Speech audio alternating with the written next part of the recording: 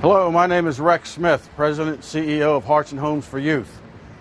This is an agency that for the last 45 years has served over 30,000 children, beginning right here in this home in 1965 in the attic of this grand old mansion here in Rockville.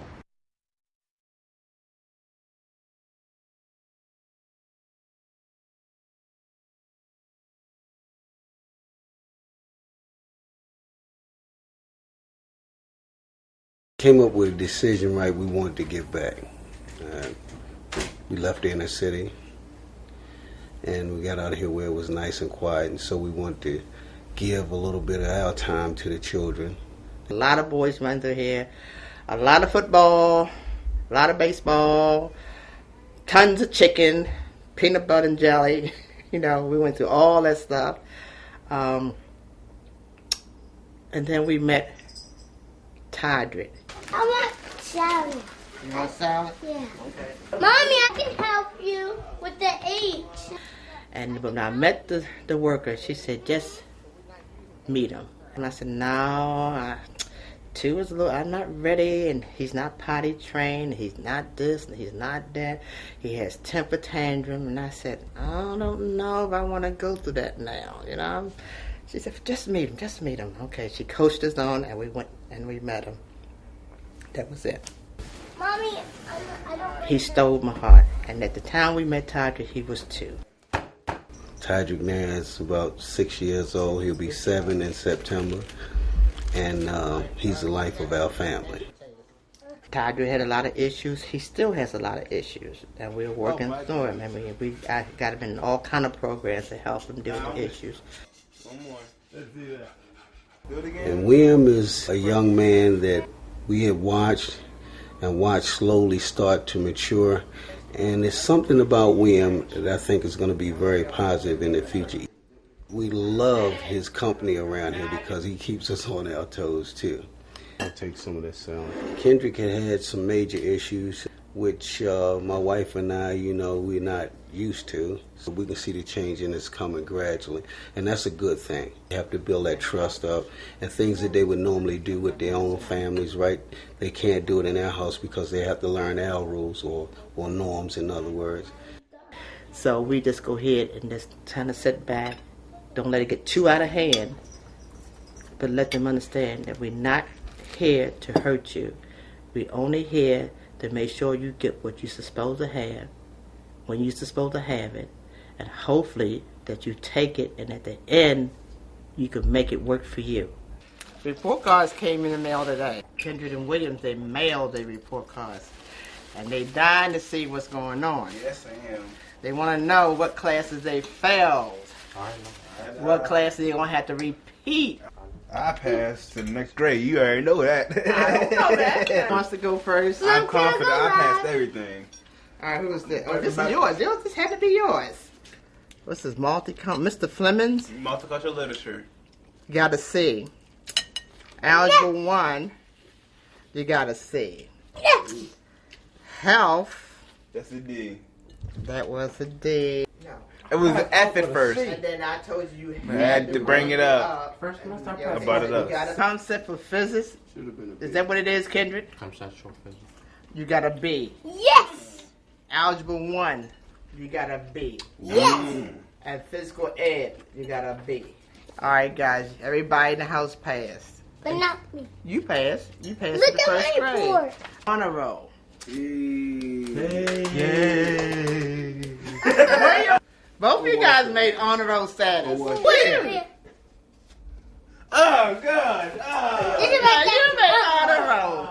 I wish more people would take the time and look at some of these kids, and think about opening their front doors, because it is a must. There's nothing in this world that you can never do to replace the time that you give to a child that is heading in the right direction. It just takes time. And I thank God that my wife and I, have devoted that time to give it to somebody else that really needs it.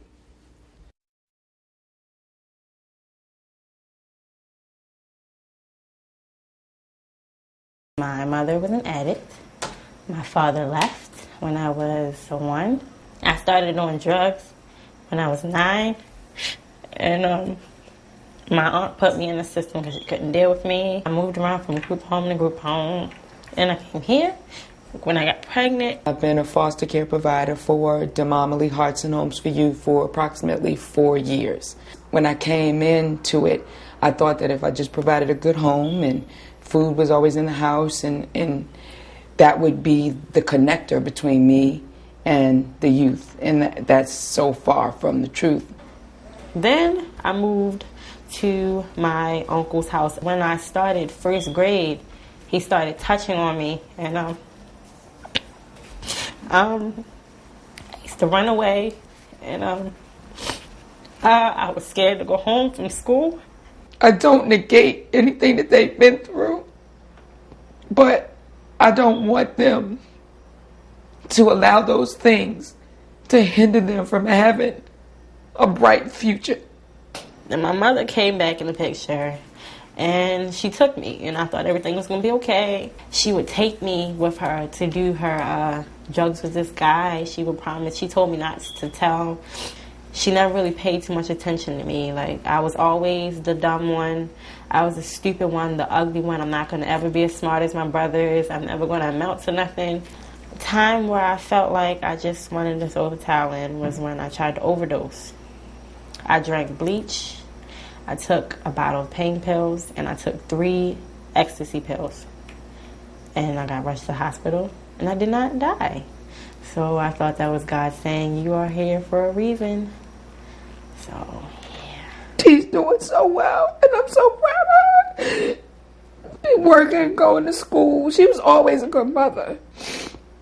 But she knows now that she's beautiful and that she's worth something. I've completed high school. I did a first semester at CCBC, Catonsville Community College. Then I went to a trade. Now I'm in a university. I am not a bowl of cherries sometimes. There are some things that are non-negotiable in here. Education is non-negotiable in here. Being a good parent is non-negotiable in here. Well, I never really knew what love was or what unconditional love was until I had my son. I love being a mother. I love taking care of someone else. I love the fact that someone else loves me unconditionally. Someone doesn't judge me. Someone loves me for me. Someone accepts me. And he smiles at me all the time. And I don't know, I just love him so much. I'm with my son's father. We've been together for over 4 years. Going on 4 years. He's in the Army. He recently left for the Army. He's coming back in October. I want to marry him. We go through the things that just mothers and daughters go through. You know, laundry. You know, you need to clean up your room. We have the regular stuff, you know. You bought round sausage. I like links. I'm like, okay, links were on sale. Give me a break. But, you know, we go through the regular things that families go through. Basically, I'm happy where I'm at now. I found somebody who I can communicate with, somebody who understands me, somebody who does not judge me, somebody who does not belittle me. And this is her boot camp, if you will. So in order for her to test all of these theories and philosophies and all of these strengths, she's got to go out there and do it. I want to have 3 more kids. I want to establish my career as becoming a registered nurse. I want to be married by the time I am 21. I want to have my own house, townhome I'll settle for. I just want my son, or however many kids I'll have by 21, I want them to be happy. I want them to feel loved. I want them to have everything I never had.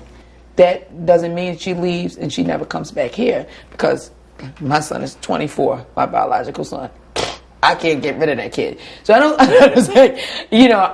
don't see, and she's already told me that she's coming here every Sunday. Let me quote her. She's coming here every Sunday for dinner because I cook a very good Sunday dinner. And so she's giving me rules and regulations for when she moves out as it relates to what our relationship is going to be. So she's already defined that for me. But she's going to be fine. I know she's going to be fine. And when the going gets tough, I'll be here.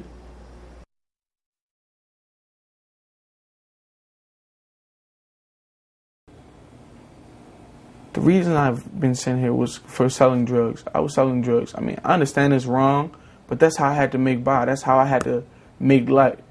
I mean, I didn't have money. I was homeless for real. Isaiah was a very loud, boisterous young man.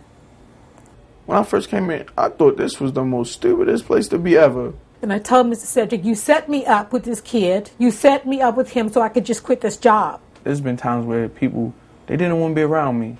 Isaiah probably weighed 300 plus pounds. His self-esteem is very poor, and he comes from a very dysfunctional background. My mother and my father, they used drugs horribly. That's one thing I can say. My mother and my father, that's what they've died. They passed away from drugs. To wake up one morning and someone tell you the woman that brought you into this world is gone and you'll never see her again at the age of 8, it hurts. It really hurt. Like many other children, he succumbed to the drug subculture. I used to sell drugs. I didn't go to school. I used to run away from home. And I come to a group home in Rockville, Maryland, that there's people that, I mean, that's never met me before that will put their all into helping me accomplish something just for me. There were many Sundays I would sit here and listen to him talk to family members who didn't want to talk to him. He carried on a conversation, hello, hello, hello, hello, and you could hear the conversations in the back. He said, well, that's all right, forget about it, and would hang up. No one would call back. The staff here has been more of a family to me than my own family. It's sad to say, but that's the way I feel. 2008 was a very critical year for him. His brother was killed, and Isaiah was the only resident in the program for the entire spring break. And he was being very honest with me when he told me, you know, it was hard for him to be here during spring break. And it was hard for me too. But we worked through that. We did. Anything now I realize is that if he's going to be successful, it's got to start with him.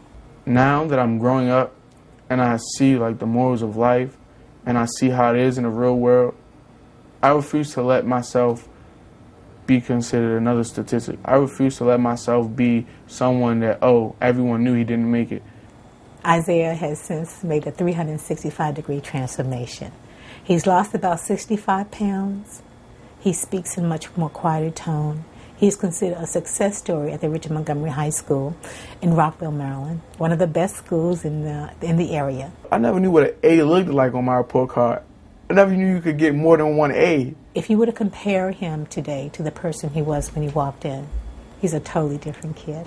If I've never came here, I would have never seen myself having good grades, playing football, graduating high school on time. I would have never seen myself in high school.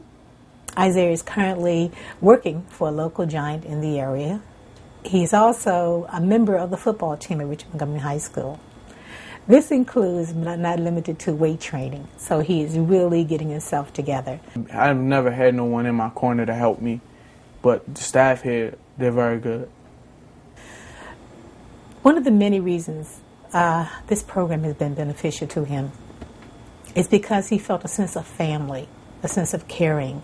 People who looked at him, not for what he did, not for what he used to stand for, but for the person that we've helped him cultivate to be. And as long as I've been here, that's the first thing they say. You can do it, you can do it. There's never been no staff here to down talk me to say you won't be able to do this. First thing staff do is uplift you, help you out, help you accomplish your goals, show you the best way to get there. I'm very, very happy to be a part of this team effort because we've seen it grow and develop just before our very eyes. Kids who came here broken, but now feel like they're mending. I'm proud to say I can accomplish things. I have accomplished things. And I plan on accomplishing more things even when I do leave John C. Tracy Group home.